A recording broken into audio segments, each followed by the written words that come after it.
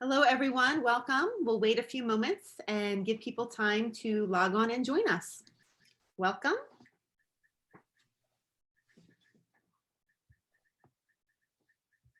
Welcome.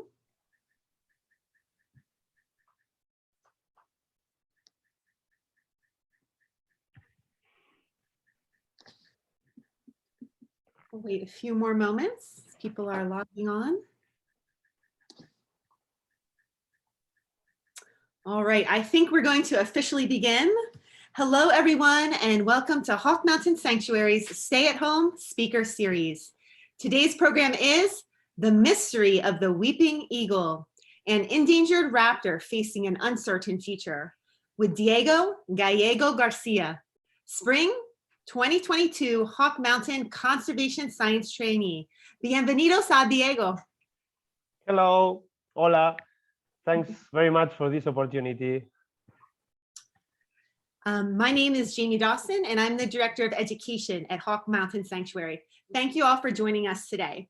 As you may know, Hawk Mountain is the world's very first refuge for birds of prey, and we continue to work hard to be leaders in raptor conservation, science, and education, locally and globally around the world. Hawk Mountain is a private nonprofit, and membership is the lifeblood of our organization. So to all of our members out there, thank you so very much for your continued support. And if you're joining us today and you're not a member, we hope that you consider becoming one in the future. Hawk Mountain hopes that everyone remains safe and healthy throughout the summer and beyond, and we are thrilled to be able to offer our local and global community a variety of free virtual programming.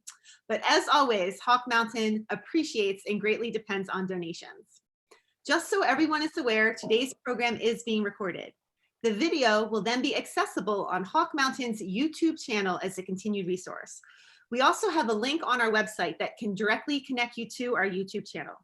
At any point during today's program, viewers may submit their questions through the Q&A feature on the Zoom platform, and we've designated some time at the end of the program to take some questions from the audience. And we are so excited that Diego is joining us today to share with us some of the very important and fascinating raptor conservation work that he is involved with. And before we go further, I'd like to take a moment to share some of Diego's background information with our audience. Diego is a biologist from Bilbao, a city in the Basque Country of northern Spain, who from an early age has been fascinated by the ecological processes that occur in nature. Early in his career, Diego worked on several projects related to wildlife research and conservation of mammals, primarily in Spain and Portugal. 6 years ago, he embarked on a new life in Argentina and became fascinated by the endangered Chaco eagle. Today, Diego is a PhD student at the Argentinian Scientific and Technical Research Council, studying the movement and dispersal ecology of the juveniles of this raptor species.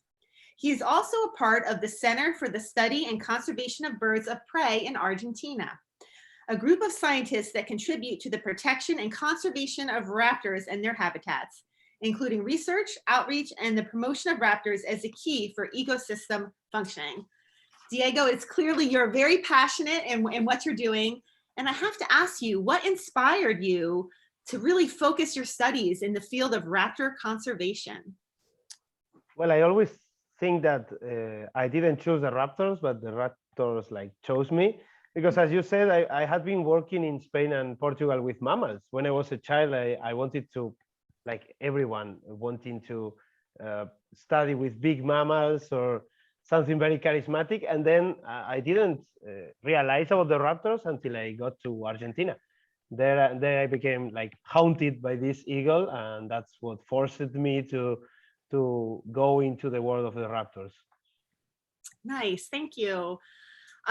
So you're from Spain, you've been living and working in Argentina. How did you discover and learn about Hawk Mountain Sanctuary? Well, so I first heard about Hawk Mountain Sanctuary by a colleague of mine, Fernando Lopez, who was a former science conservation trainee in 2018. Then I went to a conference in Kruger National Park in South Africa, where I met JF. And then, so after the pandemics, I was very decided to do this traineeship because everybody was considering to apply as me. And I'm very happy that I'm here. Well, we are too. So lastly, my last question is, what experiences during your Hawk Mountain traineeship do you believe will help you the most in your career moving forward? Well, I think the most valuable experience here is the idea of collaborating with everyone, even for a scientific paper, for a study, for a statistic model or analysis, or even collaborating in different tasks of, for example, outreach, which we are not that used to do outreach in science.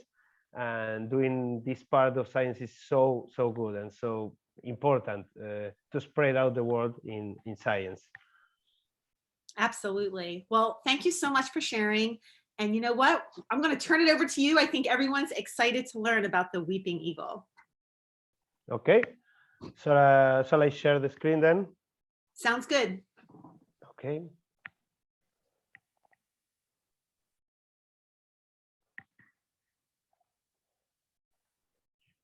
All right. Tell me if you see the PowerPoint. Good. Yep, we can see it. Okay. Well, thank you very much, all of you, for coming or for attending this virtual talk. I will start just doing a small introduction of myself. This is Spain. The red part is the Basque Country. It's not that it's a country; it's a province of Spain, northern Spain. I am from Bilbao, a city which is surrounded by mountains, sea, and rivers. So that's my father, my family, some friends of mine. You can imagine that for me, it was very easy to be a biologist, so surrounded by nature and wildlife. So in 2014, I earned my bachelor's in biology, doing research on the diet of river otters, which were endangered in the past in Europe. Then I moved forward to the Pyrenees. The Pyrenees is a mountain range situated between Spain and France, where I did some work with lizards. Then I earned my master's degree in zoology, where I was working with the ecology of fear, which means animals behaving differently depending on different types of predators that they have around, using a model species as this rodent. And in 2016, I worked with an endangered endemic of the Peninsula Iberica, the Iberian desman, which is very endangered. But as Jamie said, my opportunity came in 2017 when I got the research assistant position at CECARA, the Center for the Study and Conservation of Birds of Prey in La Pampa, in Argentina, which is situated in central Argentina, concretely in La Pampa province. I worked with lots of raptors there, but I became fascinated by the Chaco eagle, and eventually I applied for a PhD position in 2019 that I got. So nowadays I am in the middle of my PhD. I have to present it in 2024. But stop talking about me. This is the star of today. This is the Chaco eagle, formerly known as the crowned solitary eagle, Buteogallus coronatus. In the past, it was under the genus Arpialiaetus. I can tell you that in South America, there are some crested eagle species. You have the harpy eagle, the ornate eagle, the solitary eagle. Well, this is one of the least known species, but you can identify it very good because of the color of the plumage, which is gray to ash colored. Except from the juveniles that you see at the right, that they can have a different pattern, but all of them are very distinguishable from other species because of that crest, which is nothing else than 3 or 4 feathers at the occipital part of their skull. When in flight, Chaco eagle shows a very big wingspan. Tell me if I am wrong, because with American measurements, I still am not very good. So it's 180 meters, which is like 6 feet wingspan, which is very big. And another field characteristic is the subterminal white tail band. So where is Chaco eagle? So Chaco eagle, the range of distribution is southern South America. As you can see in this map, it ranges from Argentina to Bolivia, Paraguay, and the southern part of Brazil. In yellow, you see all the area that this eagle is inhabiting nowadays. And in red, you see the place where it became extinct in the 1930s. So almost 100 years ago. This is Uruguay. This is a type of habitat that the Chaco eagle uses. So someone that has visited Africa can tell me, well, this is like an African savanna. Yes, of course it is. It is very similar. The species are, although they are not the same, are very similar. We also have a type of ostrich, for example, in that area of Argentina. And this is the map of the ecoregions of Argentina. And the Chaco eagle is inhabiting these three. So the Espinal province, which is this light green province doing like a moon-like shape in Argentina, that's the most savanna-like ecoregion of Argentina. Then you have this light yellow, which is the Monte Desert. Monte Desert is characterized because it's very arid, actually. And of course, the Chaco ecoregion, which gives name to this eagle. Chaco ecoregion encompasses the northern part of Argentina. Having said that, one of the main characteristics of this eagle that makes it very interesting for ecology is that it preys mainly on venomous vipers, such as the coral snake, the Argentinian coral snake, of course, and the yarará. Both are very frightening snakes for the farmers in central Argentina. And when we say to the farmers that this eagle can eat up to 5 snakes a day, they just start loving it. Another prey item that this eagle feeds on is the armadillo.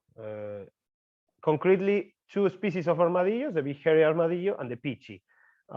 It's very common to see these carapaces of armadillos below the nest when they are in the breeding season. Another types of like meals that are in the menu of the Chaco eagle are the skunks, the monitor lizards, or also called tegos in South America, and the Chaco tortoises. One important aspect that I will just bring back later is that crowned eagles or Chaco eagles rarely prey on livestock in central Argentina. This is very important, and later I will tell you why. Concerning what we know, so I'm all the time talking about the work that this CECARA group has made for more than 20 years. I've been doing work with the Chaco eagle for 6 years, so I have to acknowledge all the people that have worked before me. All that we know is mainly around the reproduction or the breeding season of the eagle. It lays only 1 egg per reproductive attempt, only 1, which is incubated by mostly the female for 1.5 months. The male's tasks are mainly to hunt for prey for the female. Then the only nestling comes out, hatches, and it takes like 2.5 months for the nestling to abandon the nest. You can see in the picture at the left, the male bringing a lizard to the small chick, and at the right, a very small chick. And what happens after? It's a mystery, and it's of course, the topic of my PhD thesis. I'm trying to unveil the secrets of the post-fledgling dependence period of the eagle. This is the period when the eagle still depends on its parents for food, for hunting, for protection, and we still don't know how much it does last. Our first and preliminary results, which are presented in the previous conferences and probably in this conference in Florida by the Raptor Research Foundation, state that the post-fledgling dependence period could last for 7 to 8 months, which, if you think it like logically, it makes a lot of sense, because if you are accounting for 1.5 months of incubation, 2.5 months of nestling rearing, and 8 months of the chick being protected by its parents, it gives you like 1 year. So eagles have 1 reproduction a year, And after these 8 months, this eagle is pushed out by the parents because the parents need to lay another egg and start a new reproductive season. Well, and all of this is to tell you that this Chaco eagle, apart from its characteristics, is endangered. It's declared endangered by the International Union of the Conservation of Nature. And it's not only that, if you remember the map that I showed you of the eagle occupying semi-arid habitats of Argentina, Bolivia, Paraguay, and southern Brazil, now try to feed 1,000 individuals in all that whole area. Chaco eagles live in very low densities and they are endangered. I always put the same example. Imagine a city or a town with less than 1,000 people. Near Hawk Mountain Sanctuary, we have Orwisburg, which has 3,000 people, and it's a small town. So there are very few eagles in this world, and that's why we are wanting to save them. And the main threats for its conservation are mostly human related. We have, first of all, habitat loss, as with other species of birds and of raptors, particularly. Chaco eagles need trees to nest, to perch, to hunt. And there is an ongoing deforestation in northern Argentina that is threatening the populations of Chaco eagle nowadays. If you see the map at the right, this is one of the provinces of the north of Argentina. This is Santa Fe. If you see the light gray part, the light gray part was where Chaco eagle was in the past, so 30 years ago. Now it's not anymore. So the sightings, which are the black dots and the squares and the triangles, concentrate only on the parts where it hasn't been logged, the forests haven't been logged. And that corresponds to more than 1/3 of the original area of Chaco eagle. Sorry about this picture. I think I have to show it in every presentation just to give the magnitude of the problem we sometimes face in rural areas of Argentina. This eagle was hunted in the past a lot. Actually, this was the first Chaco eagle picture ever recorded, ever documented by my supervisor, Jose Sarasola. We have to go back to June 2000, so in the early century. And there were two main reasons for people to hunt on these eagles. Of course, there were traditional hunters who just wanted to see the animal and bring it home, taxidermize the animal and just bring it home. And then the picture below shows angry farmers. This means that some people in rural Argentina thought that Chaco eagle would prey on livestock, like goats and sheep. Actually, our studies show that none of this is true, but between hunters and farmers have killed more than 100 eagles in 20 years that we have been monitoring the species, which is a lot. Another problem that this eagle, as other raptors, face is the electrocution in power line poles. If you remember, the wingspan of this eagle is 1 meter 80 centimeters, which is more or less 6 feet. Power line poles of medium to low voltage are the most dangerous. If an eagle touches two wires or cables at the same time, it can die.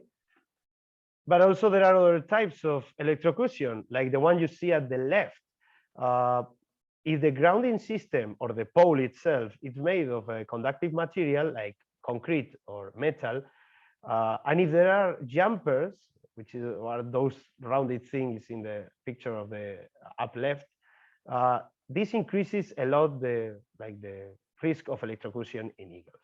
We have lost more than 30 eagles in these infrastructures, other than other types of raptors like Geranoetus melanolecus. We have some caracaras that die, and also parrots. So it's a very widespread problem. And I think that here in the US, you know it very well already. These are only some pictures just to illustrate different deaths of Chaco eagles in La Pampa province, San Luis province, and Mendoza, taking over the last 10 years. Again, we have had 30 individuals dead. And these are some solutions that we have been implemented so far. One is to install an additional perch over the pole. which makes the eagles just perch in the additional one, so they don't touch the other cables. They are safe.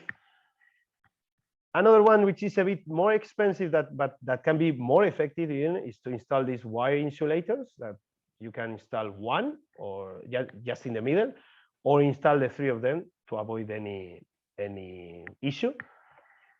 And the third, if you remember in the picture of the previous slide, the jumpers were above the crossarm, whereas one solution that we can implement is just to put the jumpers below the crossarm. Because as you may know, birds and mostly raptors and big eagles land from above. So if we just place a jumper below the crossarm, then the problem is just overcome. Another main threat that we are facing in Argentina, and it's also related with climate change in the long term. I guess that you know what the water reservoir is, an open pit water reservoir. They are hugely used by farmers to give water to livestock when there are no running sources of water like rivers. That's what happens, for example, in central Argentina, in La Pampa. As you know, they are open to the air, so birds and other species, for example, of mammals and reptiles, can go down to the water in torrid months of the summer to drink water. And if they fall, they will not be able to escape, dying drowned or exhausted. We have more than 30 eagles that have died in here. Actually, it's not only for eagles, we have lots of other species. If I'm not wrong, we have more than 60 species between birds and mammals and reptiles, which drown in these infrastructures. So now I will show you, just to cut this presentation a bit, I will show you a video, a very interactive video on the problematic thing of these water tanks and how we overcome this problem.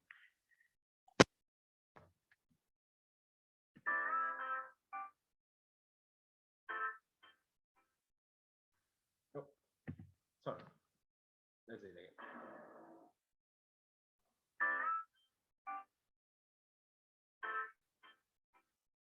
Los reservorios de agua o tanques australianos son infraestructuras esenciales para la producción ganadera. Sin embargo, estas estructuras pueden convertirse en trampas mortales para la fauna silvestre, especialmente para las aves y para algunas catalogadas como en peligro de extinción, como el águila coronada y el cardenal amarillo. Se estima que cientos de miles de aves mueren ahogadas cada año en estos tanques.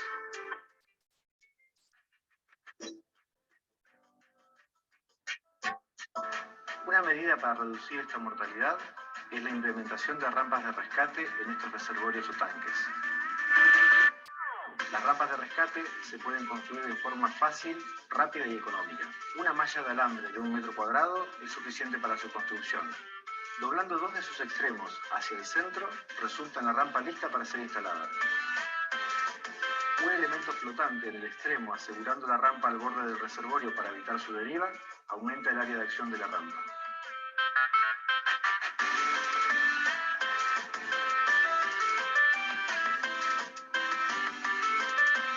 Las rampas de rescate funcionan como un medio para que las aves puedan alcanzar el nivel del agua sin riesgo de ahogarse, y así reducir la mortalidad de fauna silvestre en estos reservorios, especialmente en los meses de primavera y verano, cuando estos incidentes son más frecuentes.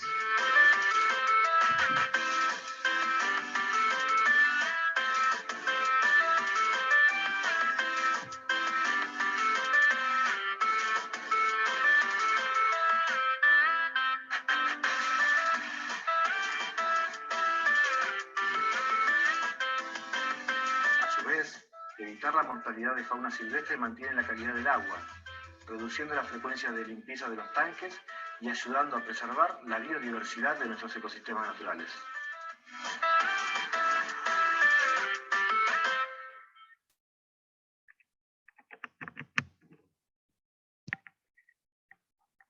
Well, so just after this video, which I think is very self-explanatory, just to highlight this issue of the number of drowned individuals that we had in tanks without the rescue ramp, compared with the number of individuals drowned that we had in tanks where only one ramp was installed. So it's half of the animals that die. And of course, it allows the people from the farms to avoid this problem of having dead bodies on their water tanks. So it's, again, an issue that benefits both wildlife and human. So I already talked about 4 main threats of Chaco eagle for Chaco eagle conservation. We have direct persecution, we have electrocution, we have drowning in water reservoirs, we have habitat loss, and we are about to confirm our first case of indirect poisoning, which I know, I think that you know what this is. This is a picture with Andean condors in Mendoza province. Some people hate the puma or the mountain lion in Argentina, so they can place some venom, some poison on the sheep, like on a dead sheep, to attract pumas to the place where they are, and thus kill them. But that thing kills other birds, for example, scavengers like the Andean condors that can approach these dead bodies. I didn't say it, but the Chaco eagle, as the golden eagle, for example, and as the bald eagle, can opportunistically feed on carcasses. So having said all of this, now we are heading to one of the most important issues that we are facing with the Chaco eagle, is the high juvenile mortality. This may appear like a bit complicated. It's not that much. You have in the x-axis the months after the weeks after we tag an eagle. Sorry, the months, because we tag eagles with GPSs, and the survival rate in the y-axis. So what this graph tells us is that due to natural mortality, which can be a storm, can be predators, can be famine, can be whatever, only one to 2 eagles out of 10 die during the first 4 years of their life. But if we add human-related mortality, like direct persecution, electrocution, and drownings in gray, we scale up to 70%, which means, in other words, that only 30% of juveniles reach adult age. So Chaco eagle takes 5 years to get to adulthood. Only 3 out of 10 of every juvenile reaches that age. If we take into account that it only lays one egg per reproductive attempt, that more than half of the nests fail before getting the fledgling, and that only 30% of juveniles reach adult age, we have done a model of survival and of mortality of the Chaco eagle that tells us basically that in 50 years, in around 50 years, we will be regretting the extinction of this apex predator. This is very sad. I always tell in talks and schools, at schools and rural auctions, it's not about me, it's not about us. Our children may not see this eagle flying free in Argentina, in Brazil, in Bolivia, and Paraguay. So this is us. This is our group of research. We are all members of the Center for the Study and Conservation of Birds of Prey in Argentina, founded by the guy that you have at the right with that characteristic red hat, Jose Sarasola. Beatriz Miranzo is the girl on the left, postdoctoral researcher, and I am in a white t-shirt. We all belong to CONICET, which is the Argentinian National Scientific and Technical Research Council. Also, we are members of the National University of La Pampa. And we founded in 2019 this Chaco Eagle project, or in Spanish, Proyecto Águila del Chaco. Why? Because we wanted to scale up all the research and conservation efforts that we've been doing for more than 20 years to more areas of Argentina. But to do that, we need to do 3 things. The first one, of course, is outreach and divulgation. I love doing this. When you go to rural places in Argentina, the hospitality with which they receive you is enormous. And of course, lots of them do not know what Chaco eagle is. So they probably engage with you in a moment, because when you tell them that it feeds on snakes, they are so happy about that. Then we have these arts and crafts things by students. Of course, they are very surprising with their hospitality. We've done this year 60 talks at different schools in northern Argentina, getting information, because these kids then go to their houses, speak to their parents, say that the Chaco eagle is good, and the parents may realize and say, okay, I think I saw a Chaco eagle. So then we can have messages by Facebook, by WhatsApp, of all the sightings of these eagles. It's also a benefit for us, of course. We also attend rural meetings and auctions. We understand that we have to approach the people who are working in the fields, who know a lot about what they are working on, just to tell them and to expand our idea that the Chaco eagle can be an ally to us, not an enemy. And of course, we perform more personal interviews at fields and ranches, where we try to look for the data, on the exact data on Chaco eagle sightings, so that we can track them and eventually find the territory and the nest. Some of you may think that this is useless. Of course, I am talking from Hawk Mountain, which is an advantage, because Hawk Mountain is also doing a lot of outreach programs. This graph shows like the contrary, like outreach is important. This graph shows the number of people that we have reached by our talks this year. So the year means late 2021, early 2022. In blue, you have the number of people that were reached. I can tell you that it's roughly like 2,500 people, more or less. And in orange, you have the number of people who actually knew what Chaco eagle was, or who the Chaco eagle was, before we came. As you can see, the numbers are very low. And I can tell you that it's less than 10% of the people knew.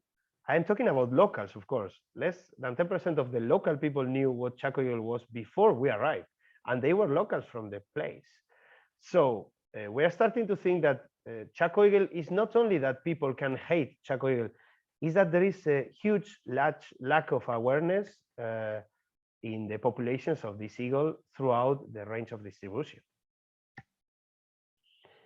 And let me take you to this very past example. Jose Sarasola is in a yellow shirt. He's, of course, much younger. I think that this picture has like 10 years or maybe 15. At the bottom, you can see a nest with a Chaco eagle nestling, actually, if you look closely. And some of the people in the picture are rural farmers and so. Why do I show you this picture? Because we know that the outreach is not only important, but it's effective. I told you that in the early century, people were hunting Chaco eagles in those numbers, 19 in those 5 first years, 17, 11. But from the year 2016 and on, we haven't had any further report on people hunting Chaco eagles. And that's because we, or they in this case, because they were here, not me, performed 2 big campaigns, which are like illustrated with those yellow crosses or stars. So since they did that, the mortality of Chaco eagles by illegal killing decreased to 0. So now our task is to expand to other places. The second topic or task that we are doing as scientists is, of course, research. These are pictures showing us making the most of local language knowledge so as to find the nests of Chaco eagles. They know more than us. You have to think of Argentina as a very arid place where very few people dare to live at all. We are talking about densities of less than 0.1 inhabitants per square kilometer, which is very, very few. So people are used to walk on their fields and know everything that they have around. And in the end, with their help, we are able to find the nests most of the time. In fact, 9 out of 10 nests each year found by us are thanks to the help direct or indirect, of these locals. After we find the nest, first thing we do is monitor it. We have recently found and published in a scientific journal that drones are very friendly to eagles. We think that eagles, since they don't have an aerial predator, when they see a drone, they don't care at all. If you see the picture at the right, this is the Chaco eagle nestling, and the drone is like there. It's at 5 meters from the eagle, and the eagle is not paying any attention. And in the picture of the bottom left, you have this female Chaco eagle incubating, and the only thing she is doing is looking at the drone. So it's a more efficient and less disturbing way of monitoring nests than, for example, climbing nests. After doing the monitoring, we install a camera trap, which will be our witness during the breeding season of the secrets of the Chaco eagle. And thanks to that, we have lots of pictures every year. For example, monitor lizard in the first picture, then you have a small lizard and a snake, or the female bringing material to the nest. And when the reproductive season comes to an end, it's time to clean the nest. If you see the picture at the left, we are using a big ladder. I think it's more than 15 meters high. And at the end of the ladder, there is the nest. We also climb the nest traditionally, sometimes. And after that, we get the fledgling, and we proceed on the last task in this area, which is banding them with rivet bands and with this other aluminum band, and also with GPS transmitters that will tell us where these eagles will be during the next 7 to 8 years. This is a beautiful Chaco eagle female that actually made it to the adult stage. You can see that it's gray. So I told you that 70% of them die, but fortunately we have 3 out of 10 that can make it to the adulthood, and then they start giving us very important information on the locations of the nest, of course. And then we can estimate kernel density areas, not only for research itself to know how big home ranges are, but also to focus or to optimize, maximize our conservation efforts. Because if I tell you that this is the area, the home range area of adult eagle, and you see that small square in the middle, that small square corresponds to a water tank. So we have a danger there. Some eagles would die then. So then I will go to that place and install a rescue ramp, and then I am just mitigating the mortality source of the Chaco eagle. We do the same with the power line poles. When we see that there is a power line that comes through a home range of an eagle, we try to talk with the authorities and energy companies in order to implement some mitigation measures for this mortality.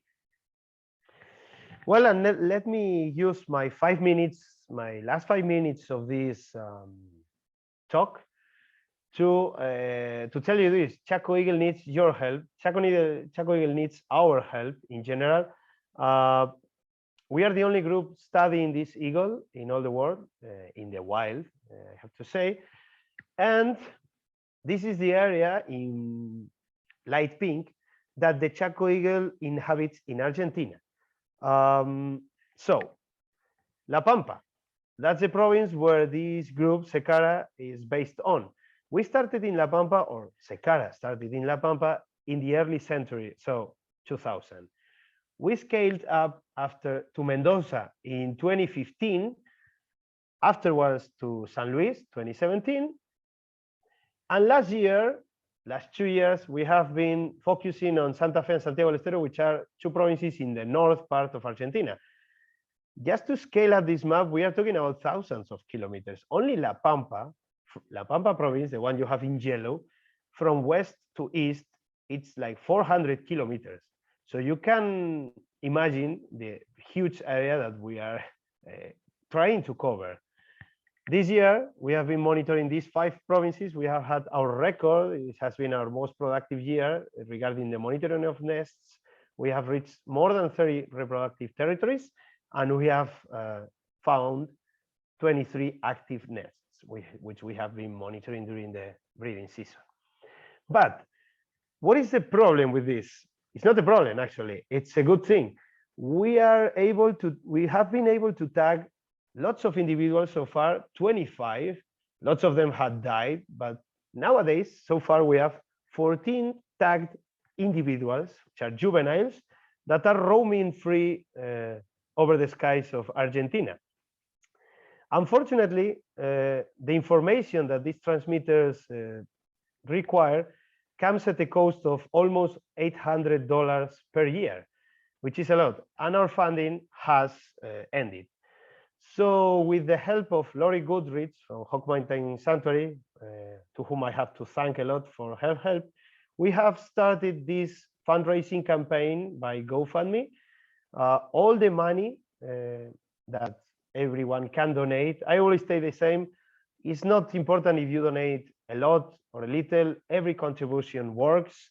We have received donations of 12, donations of 20, 50, up to 300, 400.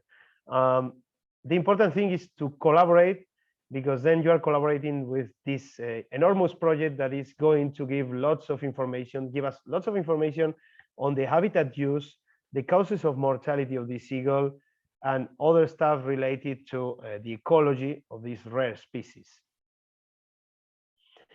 And this is our promo video that I just wanted to give you as a present for listening to me all this time.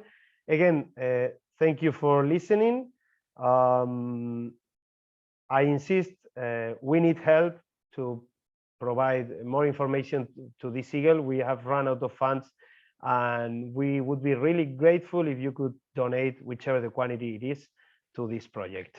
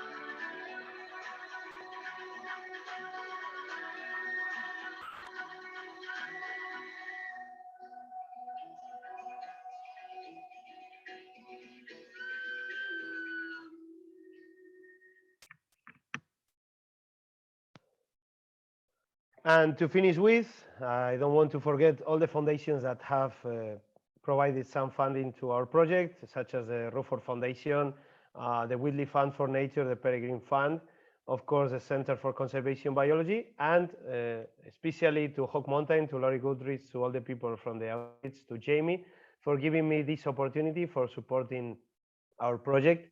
And I leave you here a big thank you for all of you. And you can find more information on our work, on the things we do. There you have the link to our GoFundMe campaign. And you are more than welcome to ask any question you like. I'm open to any question. Thank you very much. Diego, thank you. That was such a wonderful presentation, and the work that you're doing is so important. I really hope that you're able to, continue soliciting funds to continue this work, the science and the outreach. You're doing it all, so it's so important. So don't be shy. If you have any questions, send them our way. And I have a question, Diego. These rescue ramps in the water reservoirs, it seems like such a win-win, both for wildlife, the Chaco eagle, and the farmers and the people. Are you having much success with getting individuals or organizations to implement these rescue ramps in the reservoirs? Well, that's a very good question, Jamie. Thank you for asking, because we started doing it like a homemade thing, a very small scale, but now people are watching the benefits of it. Some provinces are declaring these projects of interest. There is one province, Mendoza, that has already made it compulsory for farms to have it, which is a big achievement. Because if you have to think about management plans, land management plans, and you have this politician signing an agreement that compels farmers to install one rescue ramp per water tank, that's a big achievement. I mean, we are planning to have one rescue ramp per water tank in all Argentina. I didn't say it, but in central Argentina only, we have more than 250,000 water tanks. So imagine that the average per tank is 10 dead birds per year.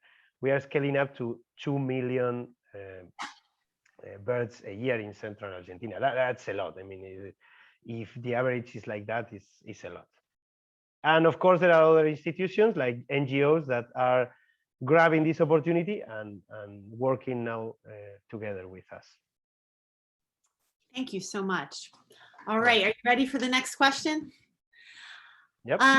Do they use a specific tree species for the nest, and do they reuse the same nest year after year? Well, that's a good question. So far, in central Argentina, where this savanna-like forest is, these species use 3-4 types of trees mainly.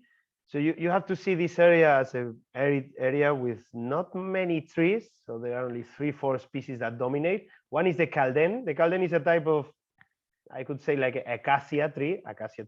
It's una leguminosa. I have the name in Spanish, of course, but it's similar to an acacia. There are other trees like the algarrobo, the chañar. I can tell you the scientific names, but maybe it's not worth it. And with a thing that is surprising us, this eagle uses a lot the eucalyptus. Eucalyptus are not native from Argentina, as you know. People planted them to give shadow to the farms, to the houses, or to build these wind curtains, because La Pampa is very windy. So when they plant lots of trees in a line, they avoid wind to come to their houses. And these eagles use a lot the eucalyptus, I think, because it avoids a lot of nest predation, and because they are very quiet in there. They can be like 25 meters high. So even us, sometimes we cannot access the nest. So for them, it's very good, actually. And the other question about the reuse of the nests, yes, this eagle shows a very strong or a very high site fidelity. And from year after year, we have lots of evidence that some couples of eagles just use the same nest year after year. Actually, when an eagle dies, an adult eagle dies, and we know it, we have seen that another couple could come to the same nest that the previous pair had used, which is a very interesting issue, and also relates to conservation. When we are protecting an habitat, we are protecting it forever for Chaco eagles, because they will use it again. Wonderful. Thank you so much. Well, at the moment, that's all the questions for now. So Diego, I just want to thank you again for such a wonderful presentation, and I hope you continue doing this really important work. Wait a minute, there might be another question coming in. Let me see. Oh, this is a great question. What is the typical lifespan of the Chaco eagle? Well, that's a good question. I can tell you the maximum lifespan that we have recorded, thanks to both the banding and both the camera trapping. So I will tell you the story. This is an eagle that was banded in 2007. It was only banded. It was not GPS tagged. So we lost it. The reality, for all the people that are listening, the reality is that when we tag an eagle, we don't see it anymore because they are so elusive. We only know where the eagles are if they have a GPS. So we had tagged this eagle. This eagle stayed lots of years being unknown to us. And taking the camera from one of the nests in 2021, we noticed that this eagle had appeared there. So that's roughly 14 years. And that's our eldest. That's our grandpa, our grandfather, because it was a male. we don't have any more clues. We know that eagles this size can live up to 25, 30 years, even at zoos. Maybe you know more, Jamie. These big eagles can live a lot in controlled conditions, but we don't have such an information on wildlife lifespan. But that's a good question. Mhm. Yeah, thank you so much. Yep. Well, wonderful. Again, Diego, thank you for an amazing presentation. Thank you to our wonderful audience for joining us. And Diego, I do not want your traineeship to end. You just have to stay at Hawk Mountain. But I know you have to go back to Argentina and do your important work. So we hope to see our viewers at Hawk Mountain to visit us. And you know, I always like to promote our upcoming programs at the end of our webinars. So coming up, we have a Firefly Watch this Saturday, June 25th at 8:30 p.m. This Sunday, June 26th at 11 a.m., we have a Summer Meadow Walk. And our summer camp season has begun as of this week. We have 8 consecutive weeks of summer nature camps, each week with a different theme, designed for kids entering 1st or 6th grade. And we only have 1 spot left for our the entire summer, so someone grab that spot. And we have upcoming a Wild About Raptors virtual educator workshop for Act 48 Hours, and that is called Golden Eagles in the Keystone State, and that's next Tuesday, June 28th at 1:30 p.m. So thank you so much for joining us, and we hope to see you on the mountain soon. Take care. Bye. Bye. Thank you.